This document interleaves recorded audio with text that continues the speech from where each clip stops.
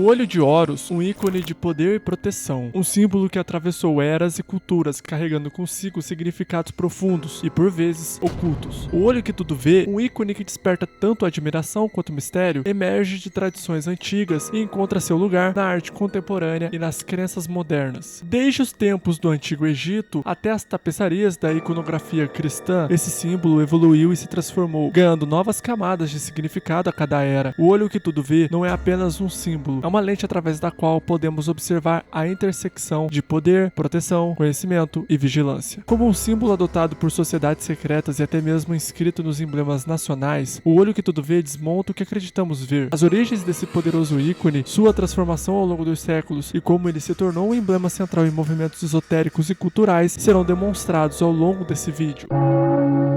No contexto do Antigo Egito, o Wadjet, ou melhor, o Olho de Horus, emerge como um ícone central de proteção, cura e poder real. A história do Olho de Horus é ligada à mitologia de Osíris, Ísis, Horus e Seth. Horus, filho de Osíris e Ísis, travou uma série de batalhas épicas contra seu tio Seth, que havia assassinado Osíris para usurpar o trono. Esse conflito é detalhadamente narrado em textos como os textos das pirâmides e os textos dos sarcófagos, datados do período do Antigo Império e do primeiro período intermediário. A perda do olho esquerdo de Horus ocorreu durante uma batalha com Seth. Esse evento é simbolicamente retratado em várias obras de arte e literatura egípcia. O olho despedaçado de Horus foi restaurado pelo deus Thoth, associado à sabedoria, à escrita e à magia. Esse ato de restauração não apenas curou Horus, mas também conferiu ao olho poderes regenerativos, tornando-o um amuleto de proteção e cura. O olho de Horus é frequentemente representado em amuletos encontrados em tumbas, incluindo a de Tutankhamon, datada do século XIV a.C., no Vale dos Reis. Esses amuletos eram colocados junto aos mortos para protegê-los na vida após a morte, refletindo a crença egípcia na proteção contínua proporcionada pelo olho. O olho aparece em templos e artefatos, como o templo de Edfu, dedicado a Horus, onde relevos e inscrições detalham a importância desse símbolo. Cada parte do olho de Horus é carregada de significados matemáticos e metafísicos. O olho é dividido em 6 partes, cada uma representando uma fração, meio, 1/4, 1/8. Juntas, essas frações somam 63 sobre 64 avos, simbolizando a noção de que a perfeição nunca é completamente alcançada, mas sempre aspirada. Esse conceito é um reflexo da cosmovisão egípcia, onde a busca pelo Ma'at, a verdade, a justiça e a ordem cósmica era um esforço contínuo e perpétuo. O olho direito de Horus é frequentemente associado ao deus Sol, Ra, e representa a energia solar, a força vital e a claridade. O olho esquerdo restaurado por Thoth é associado à lua, refletindo a cura, a proteção e a renovação. Este dualismo entre o olho direito e o esquerdo simboliza o equilíbrio cósmico entre luz e escuridão, uma dualidade essencial na filosofia egípcia. Os textos egípcios, como o Livro dos Mortos, o Guia para a Vida Após a Morte, compilado durante o Novo Império, descrevem rituais onde o olho de Horus é invocado para garantir a segurança e a prosperidade na vida após a morte. As instruções de Merikari, um texto sapiencial do primeiro período intermediário, também mencionam o uso do olho de Horus como um símbolo de liderança justa e proteção divina. Arqueologicamente falando, o olho de Horus é onipresente em achados funerários e religiosos. Amuletos em forma do olho de Horus foram encontrados em grande quantidade em escavações de tumbas de faraós e nobres, indicando sua importância na proteção espiritual. No templo de Karnak, um dos maiores complexos religiosos do mundo antigo, o olho de Horus aparece em diversas inscrições hieróglíficas, reafirmando seu papel central na religião e cultura egípcia. A influência do olho de Horus transcende o Antigo Egito, influenciando símbolos em culturas subsequentes e sendo reinterpretado ao longo dos milênios. No entanto, sua origem e significados profundos estão enraizados na mitologia e nas práticas espirituais do Egito Antigo, onde ele era venerado.